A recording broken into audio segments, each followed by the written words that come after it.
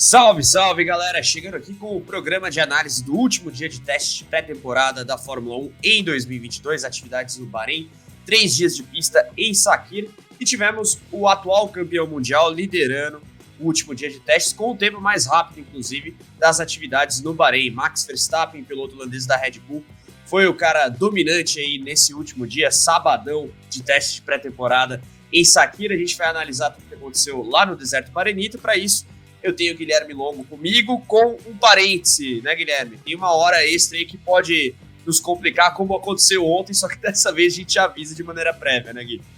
Dessa vez estamos prevenidos. Salve, Carlos, Schwinn, todo mundo acompanhando o vídeo. Então, explicar aí o que é esse nosso asterisco aí no vídeo de hoje. Ontem a gente gravou o vídeo e a Haas tinha 1 hora a mais de tempo de pista. Nesse meio tempo, Kevin Magnussen foi e fez o melhor tempo do dia. Então, jogando boa parte das coisas que a gente falou fora, mas ainda com muita validade, especialmente nos outros aspectos. Hoje a gente está gravando esse vídeo um pouco depois também da sessão ter acabado e a Haas tem mais 2 horas de tempo extra de pista. Então, com a 1 hora ontem, 1 hora mais cedo hoje e 2 horas depois, a Haas compensa as 4 horas perdidas na quinta-feira de manhã devido ao atraso do frete. Vale lembrar, por que foi autorizado isso? Porque a Haas não teve culpa na história do frete. Inclusive, uma coisa que quem tem mais culpa é a Fórmula 1, que é a Fórmula 1 que organiza todos esses fretes de envio de carro, de equipamentos, etc. Por isso, a Haas ganhou aí essas 4 horas. E muito se falava que a Williams poderia ter um tempinho extra aí. A Williams optou por não fazer isso. O máximo que ela fez foi reorganizar a sessão da tarde entre Alex Albon e Nicolas Latifi, para que o Latifi pudesse compensar um pouco a falta de quilometragem ontem, já que ele deu só 12 voltas, um dia interrompido bem cedo por causa de um incêndio nos freios. É isso aí, dessa vez a Haas não teve culpa, mas o Magnussen vai superar essa marca do Verstappen, Gui? Ou dessa vez não vai ter culpa? Não vai porque é o Mick Schumacher hoje. Ah, bem lembrado, bem lembrado. Bom, dessa vez não teremos K-Mag quebrando a nossa manchete do vídeo, mas o fato é que Max Verstappen foi o piloto mais rápido aí no último dia de teste de pré-temporada, a volta mais rápida da atividade de maneira geral no Bahrein. Tá aí, ó, 1:31.720 com o pneu mais macio de todos, né? Acho que é importante ressaltar isso. A gente tem os tempos do Leclerc e do Alonso com o C4. O que salta aos olhos aí é a diferença, né, Gui? Mesmo com o pneu ali com o composto um pouco mais macio, é muito diferente, ter 6 décimos aí de diferença. A gente tá falando de uma diferença grande, mas considerando que a comparação entre o C4 e o C5 dá para esperar. Na grande maioria das corridas, com os pneus mais macios, a gente vê a diferença entre os dois compostos mais macios da Pirelli na casa aí de 5 a 6 décimos. Então, tá dentro da média esperada mesmo. Mais um dia bom para a Red Bull em termos de tempo. E a gente for olhar em questão de voltas, foi o primeiro dia que a Red Bull não chegou a 100 voltas. Não, acho que ontem também não chegou, porque só o Pérez andou o dia todo. Então, 2 dias na pré-temporada que a Red Bull não chega a 100 voltas completadas, o que também não é uma grave crise. Em Barcelona, a Red Bull adquiriu quilometragem de sobra. Teve um dia que eles fizeram 150. Então, um dia aí com 96 voltas não é uma crise tão grande. Tem equipe, inclusive, que adoraria ter um dia com 96 voltas, tipo uma Haas aí. Bom, mas esse aspecto é interessante, só que a gente tem, por exemplo, o Russell de composto C5 com um tempo praticamente um segundo, um pouco mais até de um segundo, inferior ao do Verstappen. Claro, tem aquela série de ponderações que a gente tem que fazer, né? Tanque cheio, mapeamento de motor, enfim, próprio ajuste do carro. A gente teve Red Bull com novidade aerodinâmica, inclusive, vamos tratar disso na sequência, mas liga-se o sinal de alerta aí no box da Mercedes ou é alarmismo demais, Gui? Não, eu acho que no ano passado, na pré-temporada do ano passado, a gente teve uma situação muito similar. O Verstappen foi mais rápido, o Tsunoda foi o segundo e a Mercedes ficou mais embaixo. Ano passado, sim, a gente saiu da pré-temporada falando, olha, a Mercedes tem que ligar o alerta, não é mais aquela equipe dominante dos anos anteriores. Isso, de fato, se confirmou na temporada. Mas qual é a diferença de 2021 para 2022? Os carros são completamente diferentes. Ano passado eram basicamente os mesmos carros com algumas mudanças pontuais. Então a pré-temporada deixava mais na cara o que aconteceria. Esse ano não. Esse ano a gente pode ver ainda alguma coisa escondida por aí e tal, porque, vamos lembrar, a Mercedes começou essa semana no Bahrein, testando um sidepod completamente novo, apelidado inclusive de Zero Pod, que é basicamente inexistente. A Red Bull trouxe também hoje um sidepod novo, trouxe uma asa traseira também diferente, ao invés de reta, um pouco mais aquele formato de colher que a gente está vendo em outras equipes. Então não dá ainda para tirar muita conclusão. E vale uma ponderação que a gente fez na pré-temporada de Barcelona e agora também na chegada do Bahrein. O que a gente tira de conclusão agora dos testes desses últimos 3 dias, eles não vão ser válidos para a temporada toda. Eles vão ser válidos mais ou menos a primeira pernada de corridas dos GPs do Bahrein, da Arábia Saudita e da Austrália. A partir do dia 27 de abril, quando a Fórmula 1 desembarcar na Europa, o GP da Emília-Romanha em Imola, a gente já deve começar a ter pacotes de atualização e aí os carros vão começar a mudar. Os carros do Bahrein vão ser muito diferentes do resto da temporada. Então, os indicativos da pré-temporada do Bahrein servem só para essa primeira pernada fora da Europa. Quando entrar na Europa, aí a situação já muda, é mais ou menos o que a gente teve em 2009 com a Brown. Boa lembrança, né? O caso da Brown GP bem sintomático aí de como a evolução ao longo da temporada às vezes muda a hierarquia de equipes. Agora, a gente tratou de Red Bull e Mercedes, você citou aí a atualização da Red Bull. Quero que você fale um pouquinho disso, né? Tem a questão da colher, tem a questão do sidepod e depois a gente parte para a Ferrari, que mais uma vez foi bem aí nessa atividade de sábado. Agora, em relação à Red Bull, é basicamente isso, né? A asa nova e um sidepod com uma alteraçãozinha não tão ousada quanto a da Mercedes, né, Gui?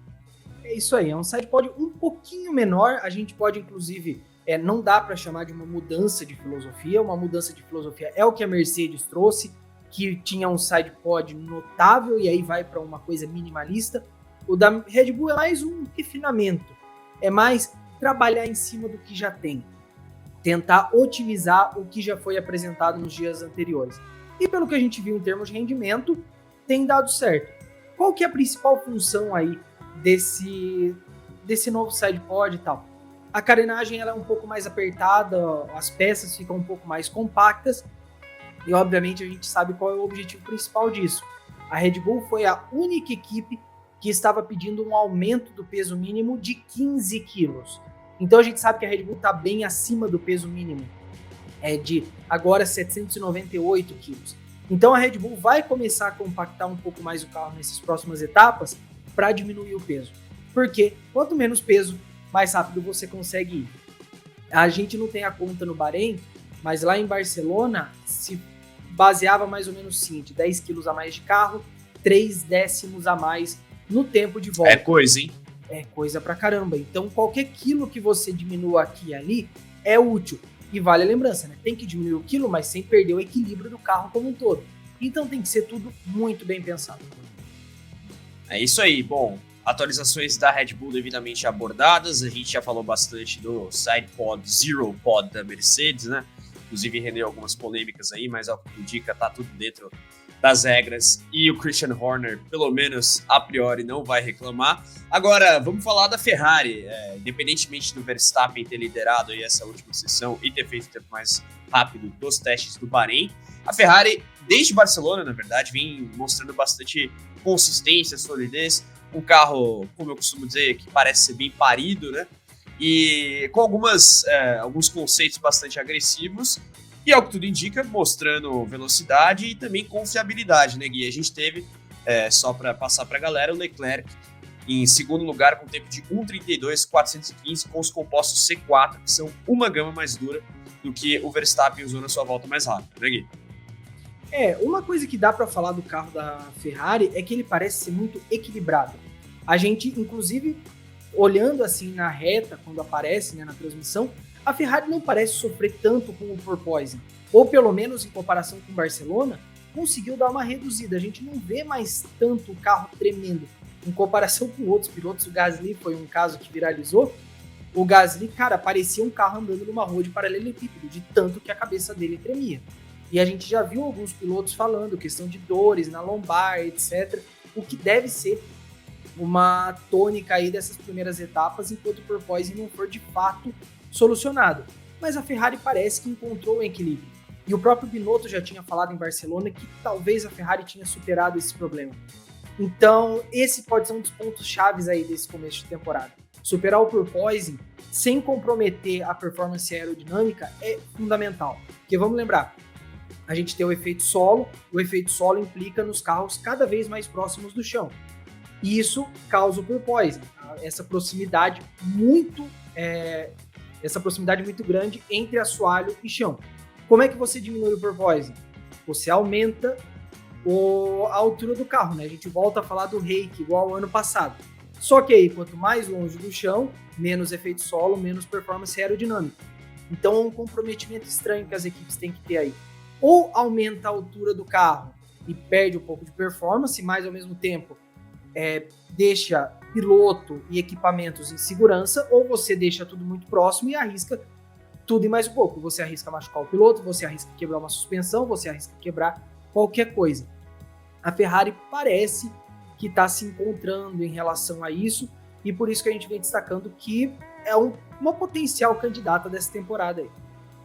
Bom, falando aí de hierarquia de equipes, me parece que a Ferrari se solidifica, digamos, como a terceira força. Inclusive, ela foi a terceira colocada no Mundial de Construtores no ano passado, mas se aproxima, digamos assim, de Mercedes e Red Bull, né? Eu acho que a hierarquia está mais ou menos nessa linha. A McLaren, por outro lado, mostrou alguns problemas aí nos testes do Bahrein, especialmente com superaquecimento de freios e tudo mais. Como é que você avalia aí esse ordenamento dos times nesse primeiro momento de temporada, né? E aí, eu reitero a sua própria ponderação, que isso que a gente viu é um indicativo do que a gente pode ter nessa primeira perna aí de Bahrein, Arábia Saudita e Austrália, né?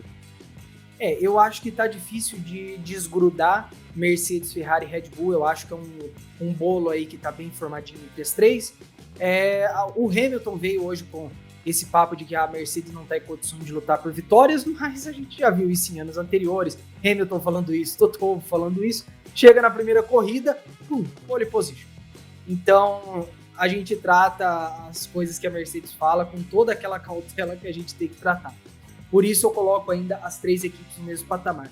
Olhando o pelotão do meio, destaque para McLaren, apesar dos problemas, Alpine, apesar dos problemas, Aston Martin fez uma pré-temporada relativamente sólida, não teve grandes problemas, alguma coisa que fosse de fato ligar uma luz de alerta, conseguiu boas quilometragens, etc.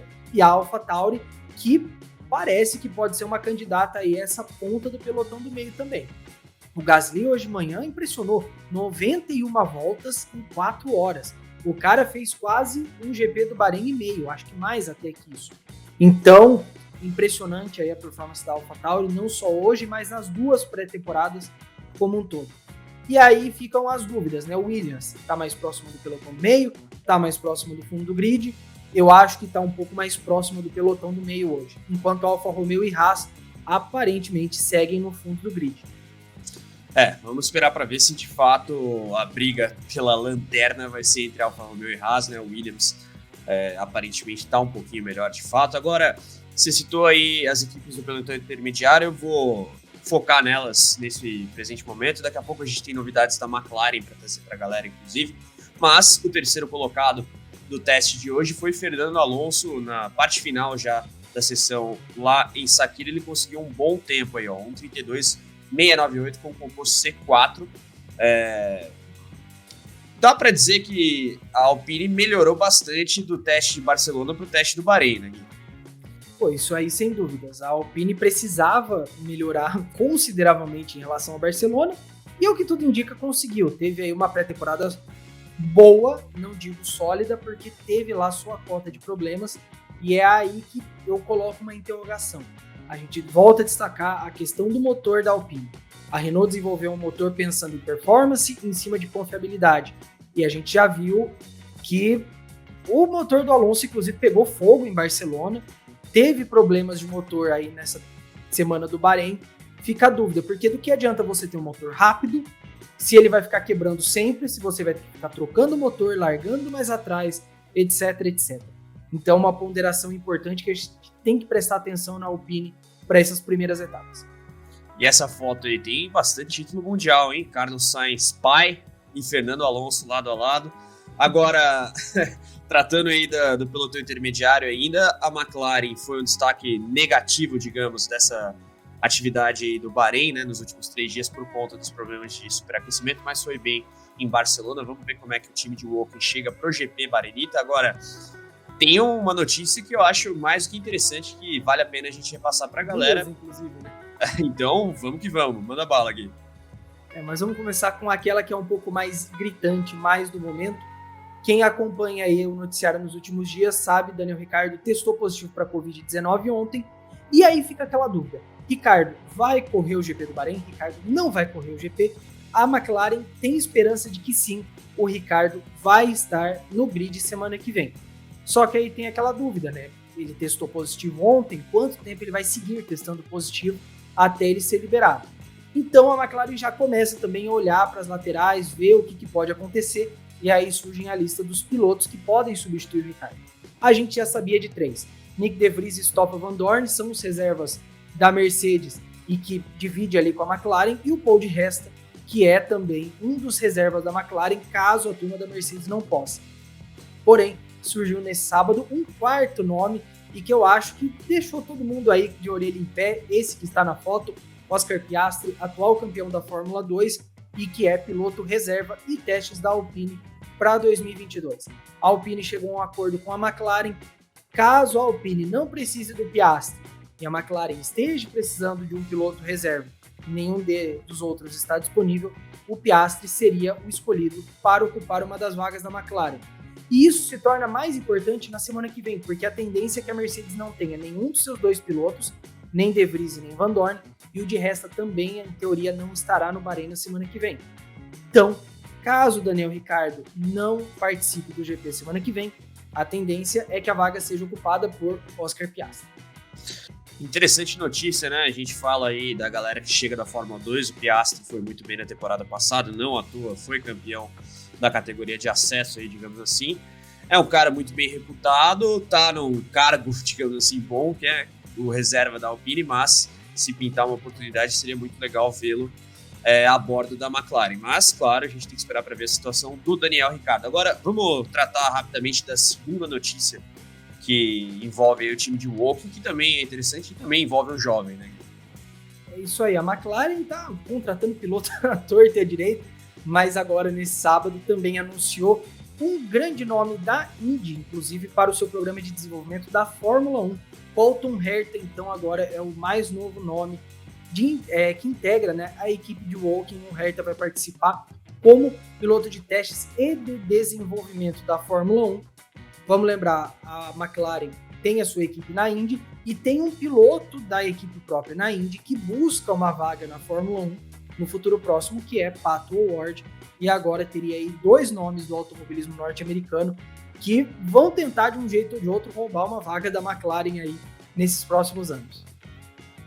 É isso aí, portanto, Colton Herta, piloto de teste de desenvolvimento, né? Ao que tudo indica, ele vai trabalhar mais com modelos anteriores da McLaren, né? Especialmente o carro do ano passado, mas quem sabe até de temporadas mais para trás. Agora, ao que tudo indica, ele ainda não vai ter oportunidade de participar de treinos livres e tudo mais, até porque eu acho que tem uma questão de superlicença envolvida. Eu não sei se ele tem ainda. É que o negócio da Indy é um pouco diferente, né? Inclusive gerou algumas críticas de alguns pilotos da categoria norte-americana de monopostos. Agora, indo para o restante aí da tabela de resultados desse teste de hoje, sábado, no Bahrein, a gente tem o Russell quarto, já abordamos ele e a situação da Mercedes, né? O Hamilton ficou com o tempo bem lá para trás, mas uma situação completamente circunstancial também.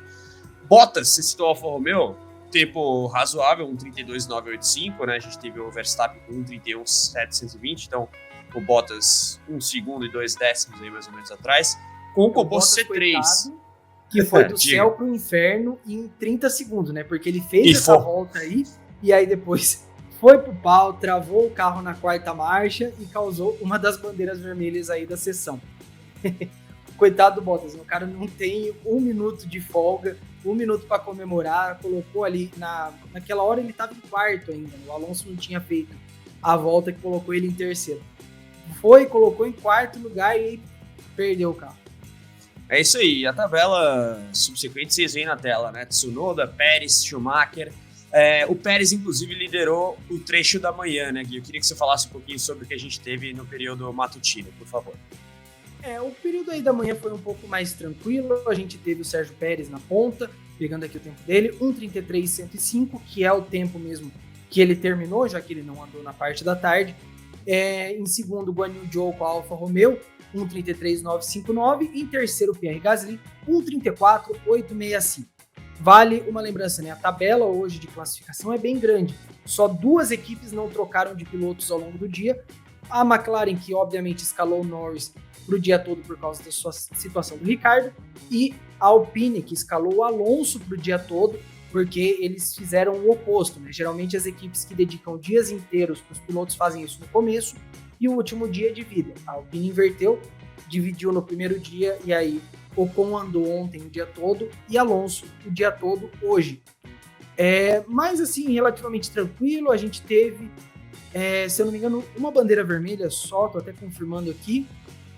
Não chegou nem a ter bandeira vermelha, foi uma sessão... Nem aquelas de teste, assim? Só essa de teste, mas aí já foi com 10 minutos pro final, para teste de largada, então não necessariamente afetou muito o trabalho, até porque a sessão da manhã no Bahrein acaba às 2 horas da tarde.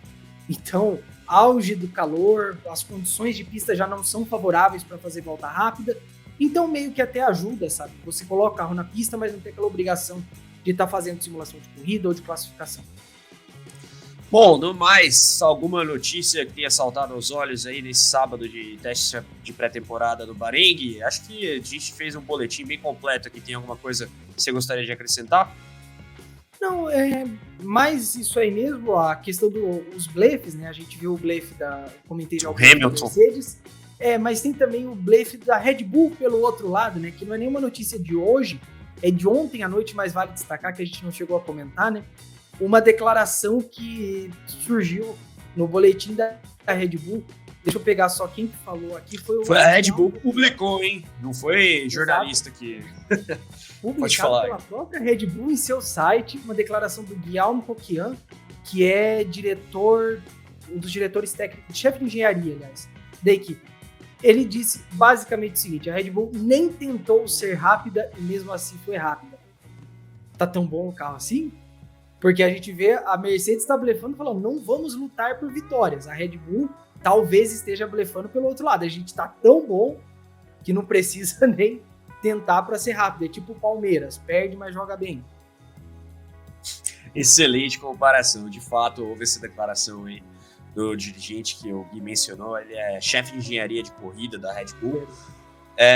Mas é isso, meus caros. Palpitem aqui na área abaixo, nos comentários, sobre quem vocês acham que vai sair na frente nesse primeiro GP da temporada 2022. Relembrando, próximo fim de semana, dia 20 de março, GP do Bahrein, etapa inaugural do Mundial 2022, da Fórmula 1. Tô ainda mudando a chavinha aqui. Red Bull parece ter encontrado o caminho na pré-temporada, para dizer o mínimo. A gente sabe que Hamilton e Mercedes blefam bastante. Não me surpreenderia caso o heptacampeão fizesse a pole position e ganhasse o GP do Bahrein. A Ferrari aparentemente está muito bem. A gente tem essa briga aí no pelotão intermediário com a Alpine, com a AlphaTauri. A Aston Martin, como o Guilherme mencionou, teve uma pré-temporada de maneira geral, né, contando Barcelona e Bahrein, bastante consistente, para dizer o mínimo. Vamos ver como é que as equipes chegam. McLaren tentando resolver problemas de superaquecimento. E a gente, claro, vai acompanhar tudo aqui no motorsport.com, seja via canal ou via site. Então você que está conosco, faça a inscrição no canal se ainda não é inscrito, ative as notificações para receber os alertas dos nossos vídeos e, claro, acesse o nosso site, além de acompanhar as nossas redes sociais. Facebook, Twitter, Instagram, TikTok. É só pesquisar motorsport.com, Brasil, que vocês nos encontram, e também ouça os nossos podcasts disponíveis nas principais plataformas aí, Spotify, Deezer, Google Podcasts, Apple Podcasts, tudo mais. Então, dê um confere por lá que vale a pena. E a gente vai ficando por aqui. Agradeço demais ao Guilherme Longo pela companhia, pelo bate-papo aqui sobre Fórmula 1, ao Chuin, nosso mago do audiovisual, e especialmente a você que está conosco. E então, deixa a curtida no vídeo, faça sua inscrição, reitero, e ative as notificações. A gente se vê na próxima. Um grande abraço. Tchau, tchau.